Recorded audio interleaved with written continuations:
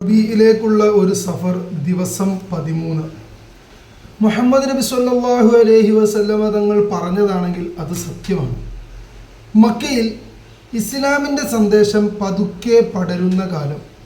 മുത്തുനബി സല്ലല്ലാഹു അലൈഹി വസല്ലമയുടെ അരികിൽ ഉറച്ചു നിന്ന മഹാന്മാരിൽ ഒരാൾ അബൂബക്കർ സിദ്ദീഖ് റളിയല്ലാഹു അൻഹു. അബൂബക്കർ റളിയല്ലാഹു അൻഹു മുത്തുനബിയെ വിശ്വസിച്ചത് ഓരോ കാര്യത്തിനും തെളിവ് ചോദിച്ച ശേഷമല്ല. കാരണം മുത്തുനബി സല്ലല്ലാഹു അലൈഹി വസല്ലമ കള്ളം പറയില്ലെന്ന് സിദ്ദീഖ് തങ്ങൾക്ക് അറിയാമായിരുന്നു. ഇസ്രാ മിഅ്റാജിൻ്റെ വാർത്ത മക്കയിൽ മുശ്രിക്കുകൾ പരിഹാസത്തോടെ അബൂബക്കർ റളിയല്ലാഹു അൻഹുവിൻ്റെ അടുത്തെത്തിച്ചു. അവർ ചോദിച്ചു, നിന്റെ സുഹൃത്ത് ഇങ്ങനെ ഒരു കാര്യം പറഞ്ഞുവെന്ന് നീ വിശ്വസിക്കുന്നുണ്ടോ എന്ന് ചോദിച്ചു. അപ്പോൾ അബൂബക്കർ റളിയല്ലാഹു അൻഹു തിരിച്ചു ചോദിച്ചു, മുത്തുനബി സല്ലല്ലാഹു അലൈഹി വസല്ലമ തങ്ങൾ അങ്ങനെ പറഞ്ഞോ? അവർ പറഞ്ഞു, അതെ. അപ്പോൾ മഹാനായ സിദ്ദീഖ് റളിയല്ലാഹു അൻഹു പറഞ്ഞ ഒരു മറുപടിയുണ്ട്, ഇൻകാന ഖാല ദാലിക ഫഖദ് സ്വദഖ. മുത്തുനബി സല്ലല്ലാഹു അലൈഹി വസല്ലമ തങ്ങൾ അങ്ങനെ പറഞ്ഞിട്ടുണ്ടെങ്കിൽ അത് സത്യം തന്നെയാണ്, അത് തീർച്ചയായും ഉറപ്പായിട്ട് സത്യമാണ്. അതിൻ്റെ അപ്പുറത്തേക്ക് ഒരു സംശയത്തിനുള്ള ഓപ്ഷൻ ഇടുന്നില്ല.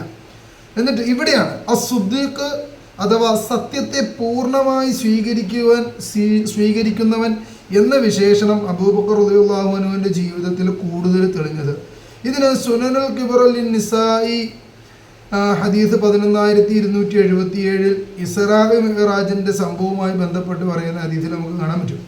ഇത് മാത്രമല്ല, അബൂബക്കർ റളിയല്ലാഹു അൻഹു നടത്ത ഈ പ്രസിദ്ധമായിട്ടുള്ള പ്രതികരണം ഒരുപാട് സീറാ ഗ്രന്ഥങ്ങളിലും രേഖപ്പെടുത്തിയിട്ടുണ്ട്, നിവേദനം ചെയ്യപ്പെട്ടിട്ടുണ്ട്.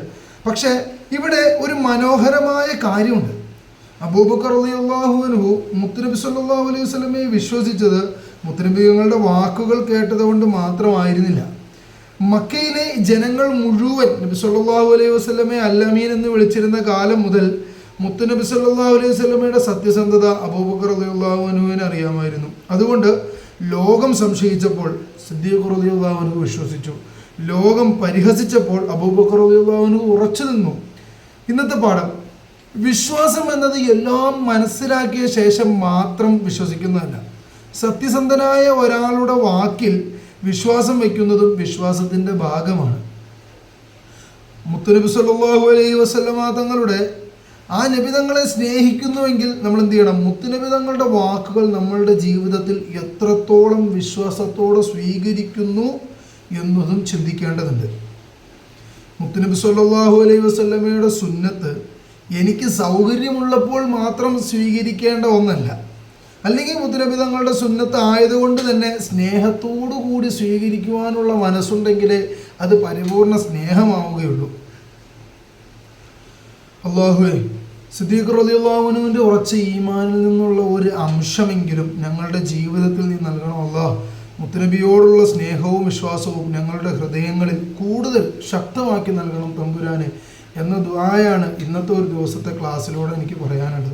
ഇൻഷാ അല്ലാഹ് നാളെ മക്കയിലെ പീഡനങ്ങൾക്കിടയിൽ മുത്തുനബി സല്ലല്ലാഹു അലൈഹി വസല്ലമയുടെ അരികിൽ നിന്ന് മാറാതെ നിന്ന ബിലാൽ റളിയല്ലാഹു അൻഹു അഹദ് അഹദ് എന്ന് വിളിച്ച വിശ്വാസത്തിൻ്റെ കഥ ഈ വിഷയത്തെ ആസ്പദമാക്കി സംസാരിക്കും. അസ്സലാമു അലൈക്കും വറഹ്മത്തുള്ളാഹി.